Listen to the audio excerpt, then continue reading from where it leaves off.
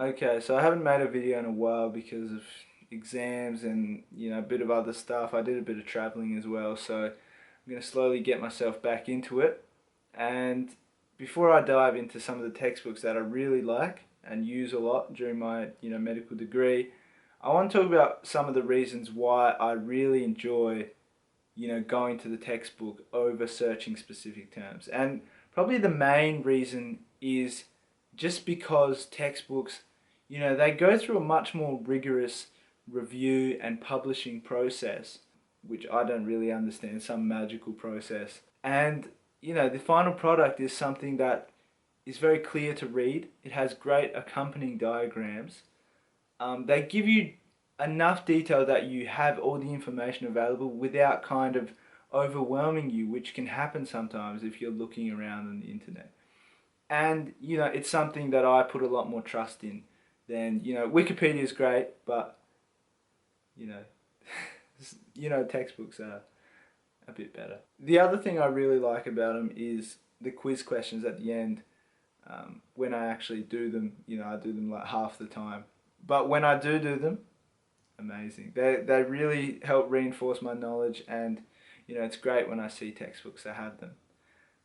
The other thing I want to talk about is that they always have some of the really good textbooks have these little boxes where they'll talk about some of the clinical significance or the medical significance.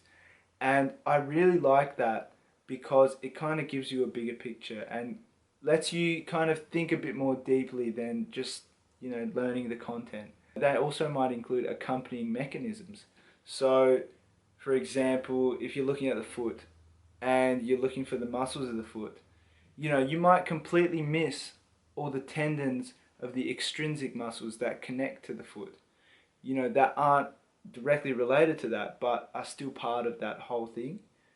So I like it because there are certain things that I would just miss completely if I just, Googled specific things. And the last thing I want to say is, some lecturers I've noticed, they pretty much just use what the textbook says and just truncate it and just make a shortened version of it. So I'm like, why am I listening to this when I can just go straight to the source and probably get a better explanation? Because some lecturers are amazing, but some are, yeah, not amazing.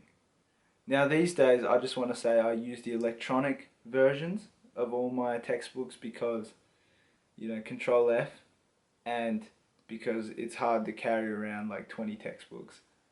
But I was definitely that guy in first year, who had his biology and chemistry textbook in his backpack, just carrying it around everywhere. It was a good workout.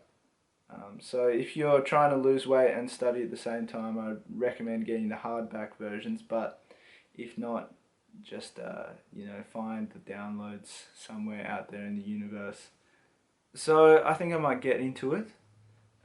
Disclaimer, these are my favourite books, so I've 100% definitely missed some great books out there somewhere because I haven't discovered them. So if you have any good suggestions, put them in the comments below. Okay, so I'm going to kick things off with pathology, and by far my favourite textbook is Robin's Pathology. My lecturer told us about this and she uses it a lot, and it has pretty much everything you need to know about pathology.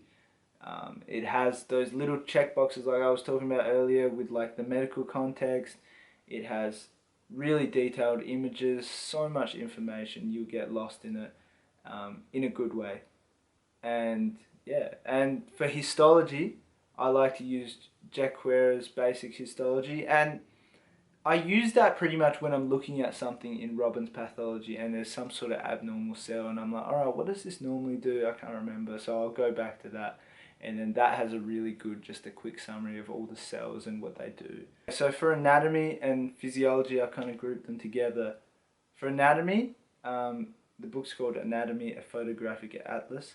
It has so much detail and it often puts in real images and just complete really great dissections and just labels them completely. So if you're ever doing an assignment and you need some sort of image, use that book because it has so much detail. It has everything so well labeled and it yeah, it's just a great experience. And the physiology book I really like is Boron Physiology, but there's a fair few good physiology textbooks. I think you are, you know, pretty set wherever you go, but Boron Physiology has a great renal physiology section, which I really like. I learnt all my kidney stuff from that textbook, and it's really helped me out because I find kidneys extremely confusing. And the last one I wanted to say, if you hadn't heard of it already, is Netter's Cranial Nerve Collection. So it's just cranial nerves. Um, and I find that really good because cranial nerves is probably one of the more intricate topics.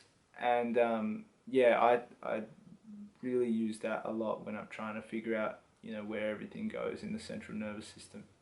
Okay, for immunology, I hope you're not bored yet, but I use Janeway's Immunobiology because, like I said earlier, has clinical significance. It has really good questions at the end, a bit complex, but there are some sections, especially the autoimmunity sections and the hypersensitivity sections, they're really well detailed and very well explained in that textbook. So if you need help with that kind of stuff, you know, T cell responses, B cell responses, you know, maturation of lymphocytes, all that stuff, it's really well explained in there.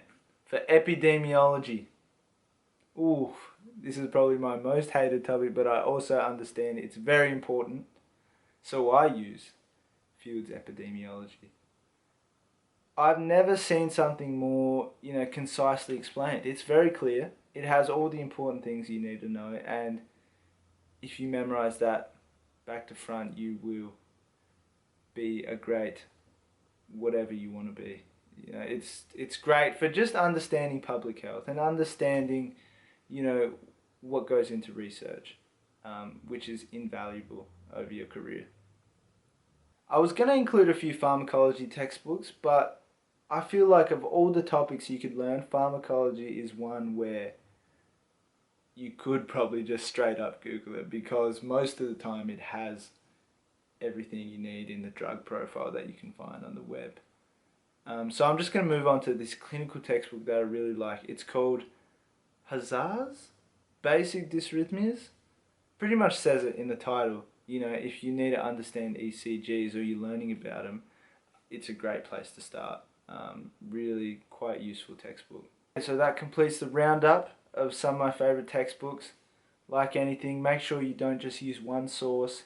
Shop around, you know, get a bit of this and a bit of that and try and make your own mind up of what you think is important for you.